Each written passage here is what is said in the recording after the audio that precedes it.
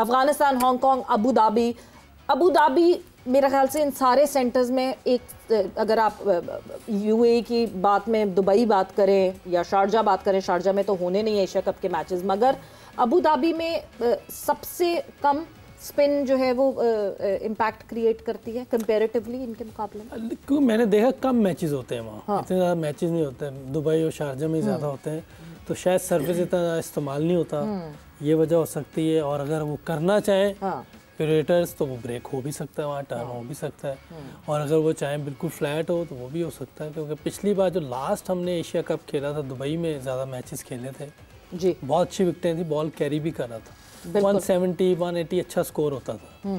तो देखें, डिपेंड करता है सरफेस कैसा वो तैयार करते हैं वहाँ के ग्राउंड्समैन, और उसके बाद ही पता चलेगा। लेकिन लग यही रहा है कि अच्छे विकेटें होंगी जिससे रन्स बने, क्योंकि इंडियन टीम जहाँ जाती है विकेटें मोस्टली उनकी मर्जी की टाइप की होती है, जो उनको फ़ायदा होता है। जो मैं अभी भी कह रहा था, अगर आप देखें कहीं भी इंडिया को कभी भी ऐसी विकेट नहीं मिली जैसी हमें मिल जाती हैं आईसीसी के टूर्नामेंट्स में। इंडिया को नहीं ऐसे मिलती, हमें मुश्किल में डाल देते हैं किन के जो वीक टीम होती है, क्योंकि अगर इवन विकेट ही वहाँ तो हमसे नहीं जीत सकते वो। आप कुछ एक्स्ट्रा चीज करेंगे, जैसे मैंने बताया कि उस विकेट इंडिया के खिलाफ तो हम जब खेलेंगे तो दुबई में खेलेंगे। इंडिया के खिलाफ हमारा जो मैच लास्ट टाइम आपको याद नहीं, 3-4 स्पिनर्स के साथ आ गए थे, वो तो 4-5 स्पिनर्स के साथ आए थे। कितने के साथ? ये जो जेन्युइन हो तो टर्निंग ट्रैक्स थे उनके सारे स्पिनर्स। तो ये अच्छा, ये देखें वो सारा उधर जो चैंपियंस ट्रॉफी 4 स्पिनर खेल रहे थे, उनकी स्ट्रेंथ थी, उन्होंने वो इस्तेमाल की और अच्छा किया। इस बार पाकिस्तानियों ने भी किया, इन्होंने भी एक्स्ट्रा स्पिनर खिलाया, और ये करना चाहिए। और दुबई की जो एक अपडेट है 8-9 स्पिनर्स, दुबई की जो ऑलराउंडर्स जो है वो सारे स्पिनर्स अपडेट है, वो ये है कि चैंपियंस ट्रॉफी के जो मैचेस हुए थे, those were the last matches played at that venue. उसके बाद से वहाँ कोई प्रोफेशनल क्रिकेट नहीं खेली गई है। इसका मतलब विकेट्स फ्रेश होंगी, और विकेट्स फ्रेश होंगी, जो शुरू का जो इवेंट होगा वो तो बहुत अच्छा गुजरना है। और लग तो ये रहा, अगर विकेटें वैसी ना हो, टर्न ना हुआ, गर्मी तो है ये, गर्मी में टर्न होता है, वो विकेटें थोड़ी सी वो हो जाती हैं जिससे टर्न हो बॉल। लेकिन ये याद रखें कि इंडिया के पास स्पिनर 3-4 हैं, तो ऐसा नहीं हो सकता कि वहाँ फास्ट विकेट या फुल कैरी करने वाली विकेटें बन जाए। बुमराह है उनके पास, लेकिन हमारी बॉलिंग साइड भी अच्छी है, फास्ट बॉलिंग, हारिस है, शाहीन है, हमारे पास फ़हीम अशरफ बड़ी अच्छी ऑलराउंड परफॉर्मेंस दे रहा है, जब विकेट हसन अली है। हमारी टीम बेहतर टीम है, इसमें कोई शक नहीं। तो विकेटें बनाते हुए उन्हें ज़रा सोचना पड़ेगा कि किस तरह की विकेट बनाए। स्पिन में भी हमने दिखाया है कि हम स्पिनर बॉलिंग भी अच्छी कर रहे हैं और खेल भी अच्छे रहे हैं स्पिनर्स के खिलाफ। तो लो स्कोरिंग गेम पे भी इन्होंने अच्छी क्रिकेट खेली है। लो स्कोरिंग गेम बड़ी टीजिंग गेम होती है जी, उसमें बहुत आपको संभल के बड़ी कैलकुलेट गेम खेलनी पड़ती है। फ्लैट विकेट पे तो पता चल रहा होता है 10-12 करने ही करने हैं, तो वो उस तरह एक गेम चल रही है। लेकिन जो इस तरह की विकेटें होती हैं वहाँ आपको ग्राफ करनी पड़ती हैं चीज़ें, तो मुश्किल ज़्यादा फंसा के रखती है। हाँ, इनसे नहीं हुआ ना अफगानिस्तान से, वरना 140 तो ये आराम से कर लेते हैं, तो जिस तरह खेल रहे होते हैं, चला रहे होते हैं, तो वो तो आराम से कर लेते हैं। लेकिन यहाँ थोड़ी मुश्किल आई है, तो 66 पे आउट हो गए, तो फ़र्क आता है ऐसी विकेटों पे। और ऐसी विकेटों पे वही बात है कि आपको ग्राफ्ट करनी पड़ती है चीज़ें।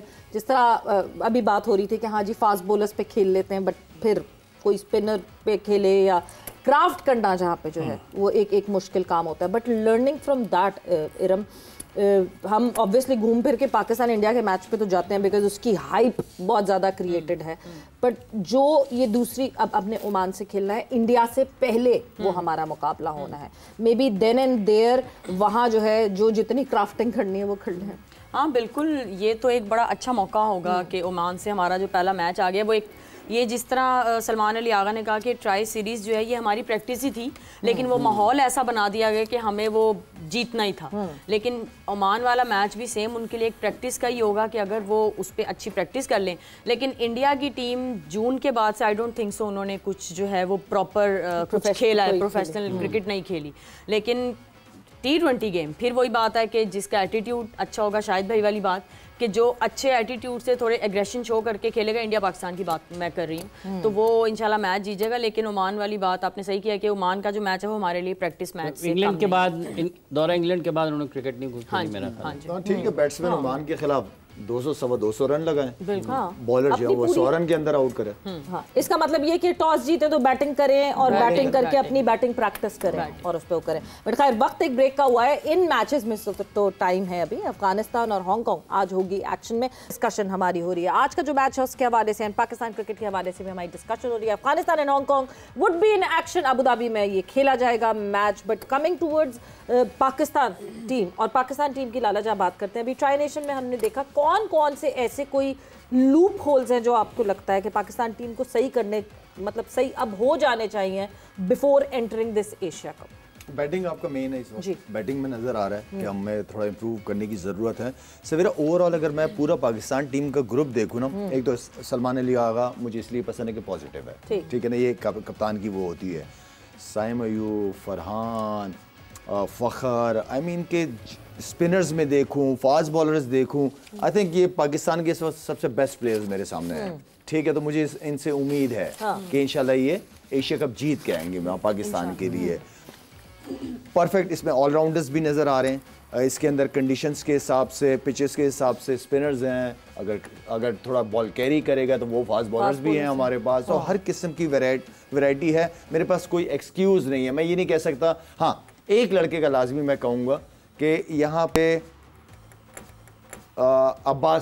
अब्बास अफरीदी को यहाँ पे जितनी उसकी परफॉर्मेंसेज रही हैं, जो जिस तरह से हम सबके सामने हैं, ठीक है, उसको कितना चांस मिला, कहाँ मिला, कहाँ नहीं मिला, लेकिन उस एक लड़के के अलावा बाकी मैं समझता हूँ कि मेरे पास कोई एक्सक्यूज़ नहीं है कि मेरी ये टीम ना जीते। मतलब ये जो फास्ट बॉलिंग है पाकिस्तान की, शाहीन जब से वापस आए हैं दोबारा, आपको क्या तब्दीली नज़र आई है बैसियत नया बॉल करते हुए? कुछ लाइन में, लेंथ में, हिकमत अमली उनकी तब्दीली नज़र आई है? इकॉनमी बहुत अच्छा रहा है, बहुत अच्छी बॉलिंग की उसने, और मुझे लगता है कि जो फटीकनेस थी उसकी वो ख़त्म हुई है, जो मुझे लगता है, क्योंकि बॉलिंग उसमें है, उसने पहले सब कुछ किया हुआ है, शायद थका हुआ था, जिस तरह बॉलिंग करना चाहता था वैसी हो नहीं पा रही होगी। अब वो अपने पूरे रिदम में भी है, फिट भी पूरा लग रहा है। इस तरह की बॉलिंग करता रहेगा तो पाकिस्तान को बहुत फ़ायदा है, क्योंकि पहले भी देखो जब वो ऊपर से पहले ओवर में एक आधी विकेट लेता था, दूसरी टीम को अंडर प्रेशर कर देता। अभी भी उसने वो जो गुरबाज को आउट किया है वो अंडर प्रेशर गए हैं, 2 ओवर में 7 रन दिए हुए थे, जो एक्सीलेंट बॉलिंग है। तो ये ऑब्वियसली आप जब पूरे फिट होते हो, पूरे रिदम में होते हो, तभी आप ऐसी बॉलिंग करते हो, तो ये एक अच्छा साइन है। हारिस रऊफ मुझे लगता है थोड़ा थका हुआ है, क्योंकि इतनी लीग क्रिकेट खेलता हुआ आ रहा है।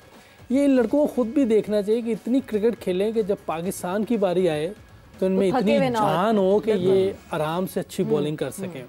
लीग क्रिकेट में ठीक है, समझ आती है कि इंसान को पैसे चाहिए होते हैं, ज़रूरत है, इसमें वो कोई नहीं है, खेलनी चाहिए, लेकिन जहाँ जिस वजह से ये यहाँ पहुँचे हैं पाकिस्तान की वजह से, पाकिस्तान के जब मैचेस आते हैं फिर वहाँ भी पता चले कि आप अभी वैसे ही खेल रहे हैं जैसे आप कुछ फिट हैं, कोई थकावट नहीं है, ये चीज़ें ज़रूर होनी चाहिए। यूसुफ, आप सॉरी बात आपकी मैं काट रही हूँ, हारिस की तो आपने बात की, मैं वापस शाहीन की उस कॉन्वर्जेशन पे आऊँगी, क्योंकि हमने वक्तन फ़वक्तन ये देखा है कि एक फॉरेन कोच का एडवांटेज होता है कि वो मेंटल टॉक भी करता है,